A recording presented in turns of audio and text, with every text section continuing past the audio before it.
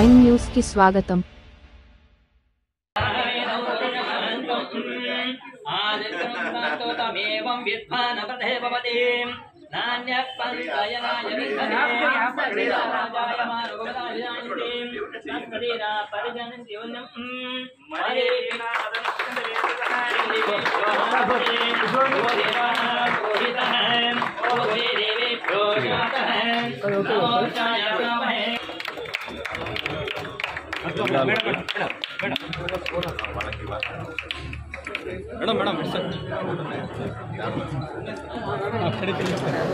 ఈరోజు ఆదోనిలో ఒక శుభదినం. బీసీ సాంఘిక సంక్షేమ హాస్టల్ ఆడబిడ్డల కోసం ఆదోనిలో 120 స్ట్రెంత్తో ఈరోజు గుజరాత్ సమాజిక్ స్కూలుకు సంబంధించినటువంటి భవనంలో ప్రారంభించడం నాకెంతో సంతోషంగా అనిపిస్తుంది. ఆదోనిలో నేను ఎమ్మెల్యే అయిన వెంటనే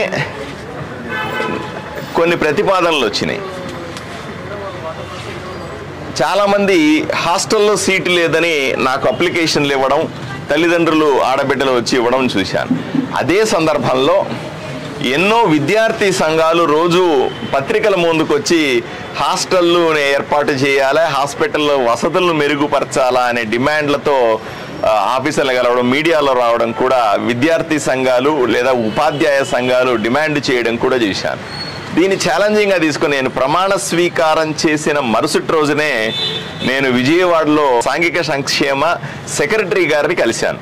ఏమండి, ఆదోనిలో ఈ రకమైన పరిస్థితి ప్రజల వైపు నుంచి, ప్రజా సంఘాల వైపు నుంచి డిమాండ్ ఉంది, దీన్ని ఏదో రకంగా పరిష్కరించాలా అని నేను వాళ్ళకు విన్నవించడం, ఆయన నాకు వెంటనే పాజిటివ్గా రెస్పాండ్ అవ్వడం, ఈ సాధ్యాసాధ్యాలు అంటే నెక్స్ట్ ఇయర్ ఏర్పాటు చేస్తామన్నారు.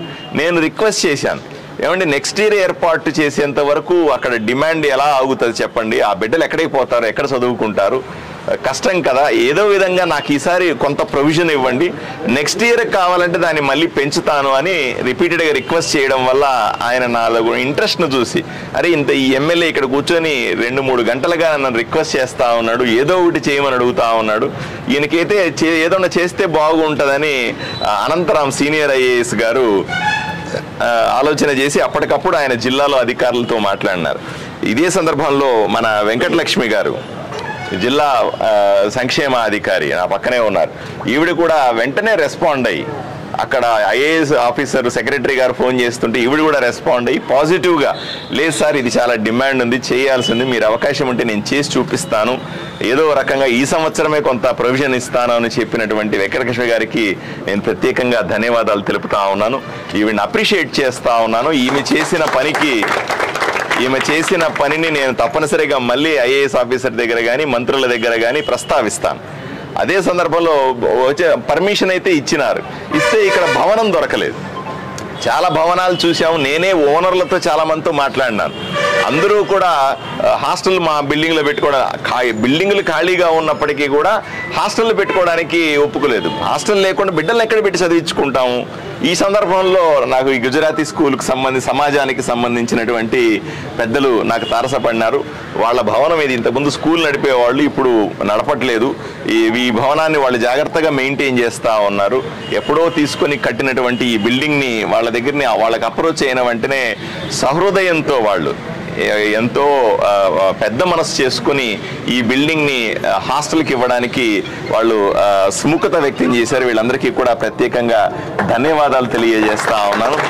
వీళ్ళందరి సహకారంతో ఈరోజు ఇక్కడ 120 మంది ఆడబిడ్డల కోసం బీసీ హాస్టల్ని మేము ఇక్కడ ప్రారంభిస్తూ ఉన్నాం. ఈ సంవత్సరంలోనే ఇప్పుడే చేస్తాను. పెద్ద తుమ్మలంలో కేవలం 40 మందితో ఉన్నటువంటి హాస్టల్ని 120 మంది స్ట్రెంత్ ఉండగలిగినట్టు బాలుర హాస్టల్స్ని మేము ఇక్కడికి తీసుకొని వచ్చి అబ్బాయిల్ని మిగతా బాయ్స్ హాస్టల్స్లో అడ్జస్ట్ చేస్తూ ఇక్కడ ఫుల్ స్ట్రెంత్తో 120 మంది ఆడబిడ్డలు చదువుకోవడానికి అవసరమైనటువంటి సదుపాయాల్ని బ్రహ్మాండంగా చేస్తా ఉన్నాం. ప్రెమిసెస్ కూడా మీరు చూడండి, చాలా బాగుంది. ఉన్న అన్ని హాస్టల్లో కలిసి ఇది మంచి హాస్టల్ అవుతుంది. నాకు ఎంతో సంతృప్తిని ఇస్తూ ఉంది. ఈరోజు 20 రోజుల్లో నాకు మంచి సంతోషాన్ని కలిగించినటువంటి ఏదైనా పని ఉంది అంటే ఈ బిడ్డలకి హాస్టల్ని ఏర్పాటు చేసి ఇక్కడ చదువుకుని అవకాశం ఇవ్వడాన్ని నేను చాలా సంతోషంగా భావిస్తా ఉన్నాను. రాబోయే సంవత్సరాల్లో మరిన్ని హాస్టల్స్ ఏర్పాటు చేసుకుని మరిన్ని సదుపాయం, ఎందుకంటే ఈ ప్రాంతంలో మీకు అందరికీ తెలిసిందే వలసలు పోతూ ఉంటారు. బిడ్డల్ని ఎక్కడో చోట ఆడబిడ్డల్ని క్షేమంగా హాస్టల్లో పెట్టి పోవాలని కోరుకుంటారు. లేకపోతే బంధువుల ఇంట్లోనో అక్కడ ఇక్కడ పెడితే లేనిపోని సమస్యలు వస్తాయి.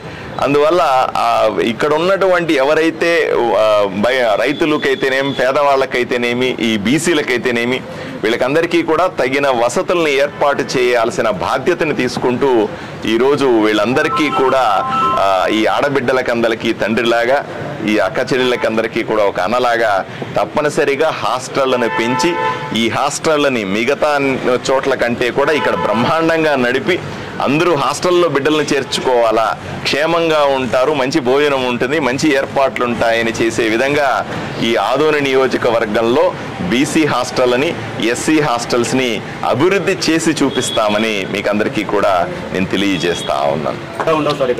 మీరు చెప్పేది 100% సార్. 5 సంవత్సరాల నా టెన్యూర్ అయ్యే లోపల వీలైనన్ని ఎక్కువ భవనాలు నిర్మించడానికి అనుమతులు తీసుకొని వస్తాను. ఎందుకంటే నేను ఈ 20 రోజుల్లో చేయగలిగింది ఇది. 20 రోజుల్లో ఇంత చేశానంటే 5 సంవత్సరాల్లో ఎంత చేస్తానో ఒకసారి మీరు ఆలోచన చేయండి. తప్పనిసరిగా నాకు కావాలి ఇవన్నీ కూడా.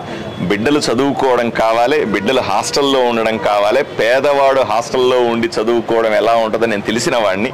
తప్పనిసరిగా మంచి హాస్టల్స్ని పెద్ద స్థాయిలో డెవలప్ చేసి చూపిస్తాం సార్.